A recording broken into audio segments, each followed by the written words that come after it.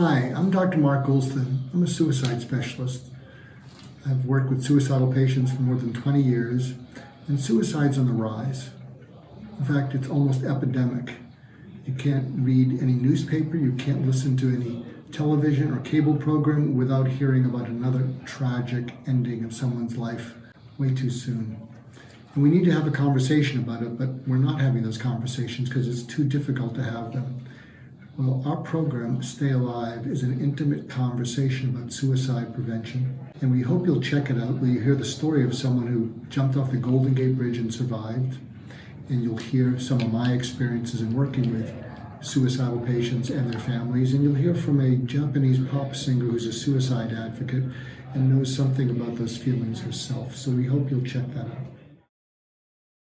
If you are watching right now and you are considering dying by your hands, dying by suicide from lethal emotional pain, stop. Breathe. In 4 seconds through your nose, 8 seconds out through your mouth, pursed lips like a whistle but no sound. Do that a few times. Take a minute. You are intended to be here. You're intended to be here until your natural end. Suicide is not the solution to your problem. It is the problem. And if you are in that deathly lethal emotional pain, I need you to take a moment, find someone, anyone willing to empathize with your pain, tell the truth about that pain, maybe for the first time in your entire life. A pain shared is a pain halved. You deserve this life. You are beautiful just as you are. You are 1,000 times greater than the worst thing you've ever done. You can defeat this pain. You can find a better tomorrow. But you got to be here to get there in the first place. If you're in crisis right now and you're contemplating taking your life, I want you to consider dialing the National Suicide Prevention Lifeline at 1-800-273-8255, +1 for military servicemen and women. We want you, all of us here at this table, everyone who loves you, want you to stay here, but not for us. Stay here for you. Find the will to survive the pain and change your life. And you can always find a way to live. We love you. You're intended to be here. You're a gift to this world. Thank you for watching.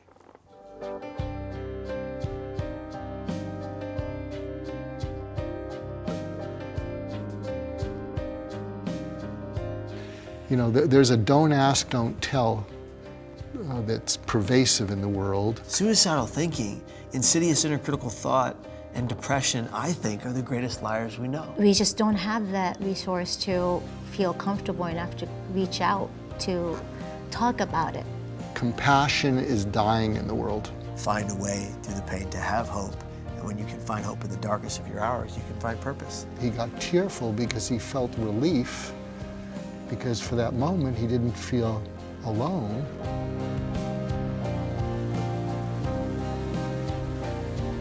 In that moment, in the 7 words, you gave me permission to be open about my pain. You're so caring, and that's the connection that we all crave when we feel alone. We cannot sit and wait for someone to balance our mental health. We have to go out, we have to fight tooth and nail, and we have to use the will to find a way to survive the pain. My main tool was going into the dark night of the soul and keeping them company.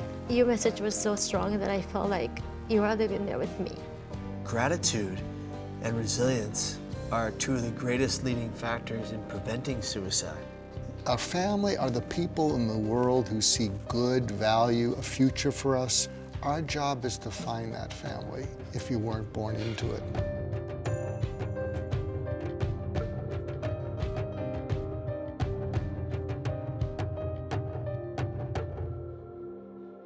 Hello, I'm Dr. Mark Goulston. I'm a medical doctor trained as a psychiatrist, and for over 20 years I was a boots-on-the-ground suicide specialist.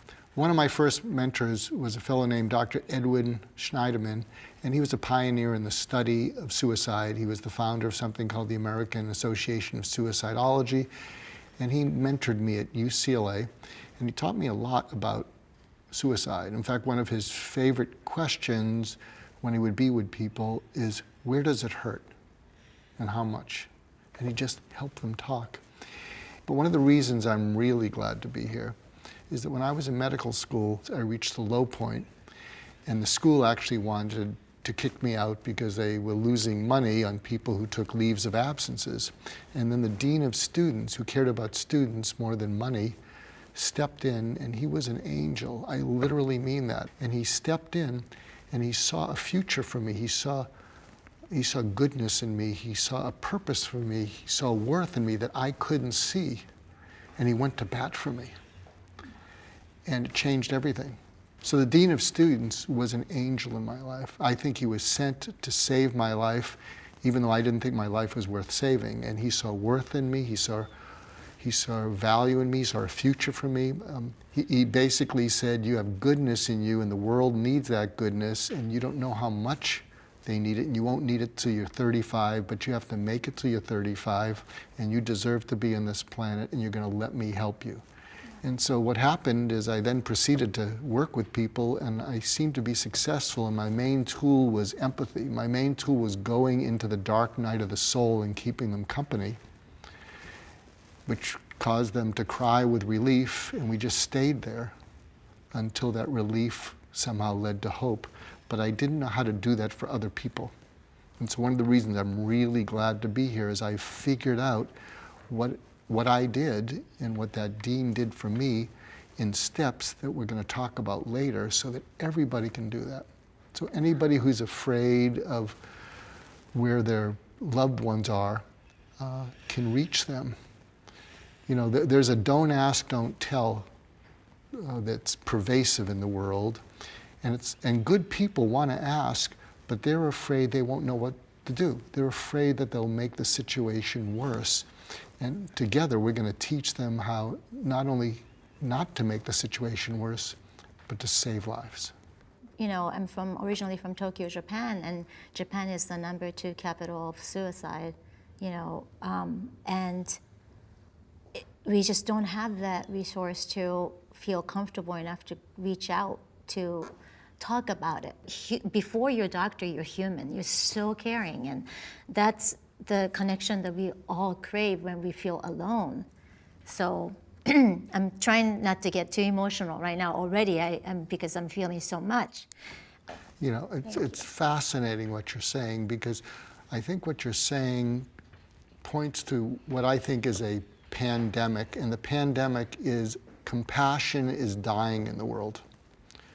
People are afraid to feel compassion, and they're good people, but people are afraid to feel compassion because a lot of people think, if I feel compassion, I'm going to have to let go of my agenda. I'm going to have to let go of all the things that I'm chasing after, which are meaningless and empty, but I'm going to have to let go of them. Mm-hmm. And so what I think happened is, you may have picked up something, my story of compassion towards me from my dean, the dean of students, and I think you got emotional because you could feel, it's like you were saying, you know, Mark, the world is starving for compassion, and we've got to make time for it because people are just dying because they don't have it. You know, with that, I'd like to introduce Kevin.